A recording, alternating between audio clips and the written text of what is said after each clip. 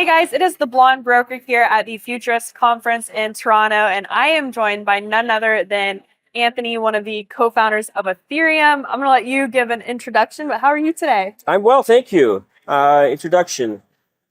Been in crypto since 2012. A lot of building. Started Ethereum in 2014. Kind of came out of Toronto. Love freedom.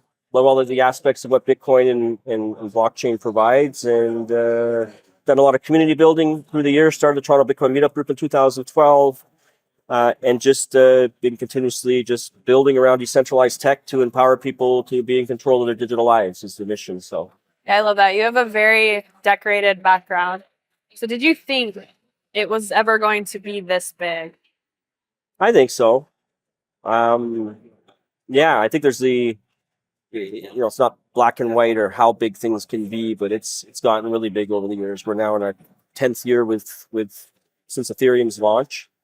And household name, I think, pretty much now Ethereum is. So, yeah, I think thought it was going to be pretty big. I understood it and kind of saw where things were heading, and it's quite impressive to see how things have picked up over the years and how many people are involved. So It's exciting. yeah. So can we go back to those first couple of days in 2012? What was that like for the team when you guys were talking about smart contracts and basically the birth of Ethereum? So that would have been end of 2013, and then 2014 was kind of the big year where things were started to move, and it was really exciting. It was an understanding that Bitcoin had certain limitations that we thought we could work to get through, and working with someone like Vitalik, who is a genius, and knowing him since 2012 and watching him progress over the years, and it was just a interesting time for Toronto, interesting time with all the groups around the world that formed over Ethereum, and it was quite an interesting ride back then. Do y'all all still stay connected and talk? Not really. I'm still quite touched with Charles Hoskinson quite a bit. Yeah, I love Was down to his ranch a few months ago, spending good time with him. Amir Chetri, one of the other founders, we keep in touch. But no, I haven't spoken to Vitalik. I haven't spoken to Joe, Gavin.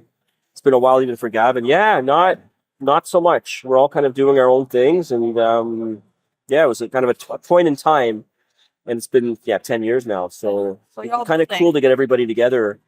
There's a 10-year anniversary at Crypto Valley in Zug where they're going to be honoring the founders of Ethereum. I think I'm going to try to make it to that. So maybe some of the others will go as well. I think that'd be great. Yeah, there's like the Soul City, the mayor, they're acknowledging the amount of growth that led to for them down there. So there's been an invite out for that. I'm going to try to make it. Yeah, we'll try and go. I know I'll see Charles in 2 days at Rare Evo. Oh, yeah? In Vegas. So I'll tell him I said hi. Please tell him I said hi. Yeah.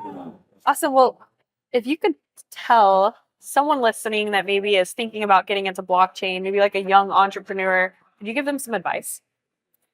What worked for me was getting immersed in the communities and learning, and hopefully having some trusted people that you can rely on for guidance on things. It's hard to navigate. It's hard to understand where to start, who to trust. So being able to connect with communities in the local area and go to conferences, and then try to pick out the people that you think are in there for the right reasons, that hopefully align with the ethos of what crypto means, is a good thing to do, I think. So yeah, it's hard to find some people that you can trust and be able to learn from and help expedite the journey, because it can be very challenging. So that's it.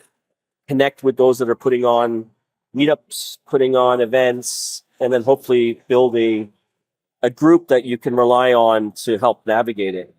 And the value that you extract from IRL meetups is absolutely insane. You can't replace that. Utilized. I don't like that word, abstract. Utilize. No, extract. Yeah, I find it negative. But yeah, utilize the value. I'm picky with words, but yeah, exactly what you're saying. Yeah.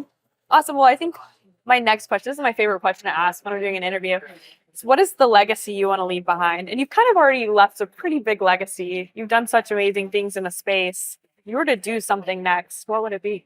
Well, I'm doing it right now. Is my personal mission in life is to be the catalyst for a generation of leaders and problem solvers that are virtuous and that are able to figure out how to create solutions for problems that connect stakeholders in a way that brings people together and enables movements of alignment towards solutions that as many people can win as possible. So that's my personal mission, is how I can help do some things what I think I'm good at, which is take how I solve problems and how I hope to try to be a leader that's going to represent an ethos of trustworthiness, Right. of transparency, of diplomacy, of being able to connect with as many different stakeholders that can work together towards solutions that were never thought to be possible. So that's not necessarily even blockchain related, but just in general, how can I help to create leaders and problem solvers that can help solve life's greatest challenges? I don't think you could have said that better. Oh, thank you. No, I like that. Thank you so you. much. Well, I appreciate your time. Thank you for My pleasure. Thank you so much. awesome. Thank you guys. For the conference. Hey, what's up? This is But Zach. it's not something Genzio is afraid of. If you want to survive, you got to build a How hive. many know we do not understand that we do not want? Ladies and gentlemen, Go back at the Genzio Media House. Awesome. Thanks so much for joining us today.